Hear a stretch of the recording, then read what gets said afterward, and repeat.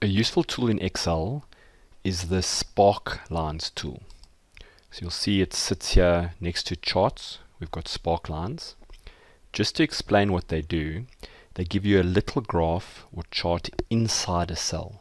And all it's useful for is just to give you a trend. Are things going up or they're going down?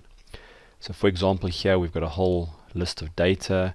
And it's quite hard just to look at this data and get a sense of what's happening. What you can do is I can click in that cell, click on insert, and the first one we're going to do is a line sparkline. So I choose it. It assumes that wherever you are is where you want to put it, but you can change that. And the data range is then where must it look. So I'm going to click on that cell, Control Shift and the down arrow just to highlight that whole area. And when I say OK, you'll see a little chart appears in here. Now you'll notice it's not a proper Excel chart. You don't have axes. You can't read the numbers off.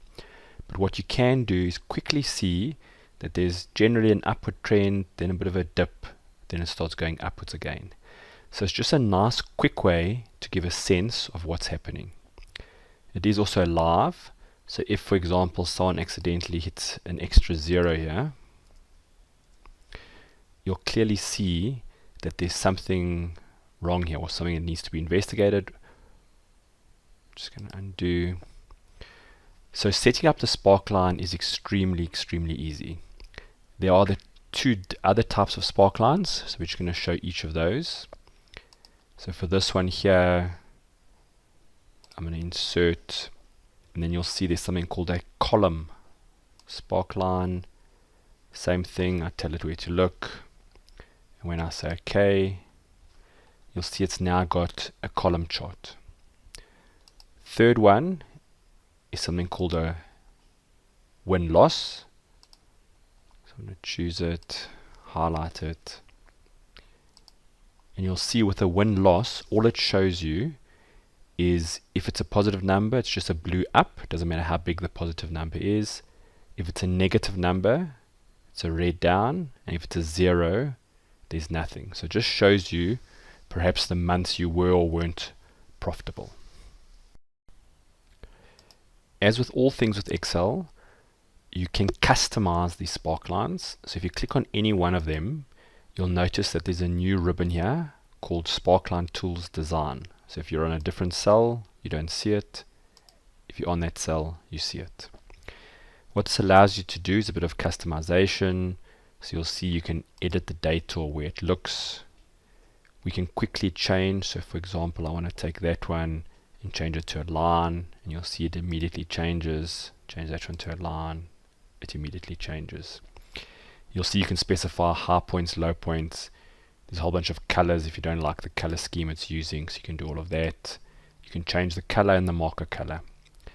The key area for dashboards then for us is sitting over here, because what you have at the moment, if you look at these, you can see that these three look like they're roughly the same.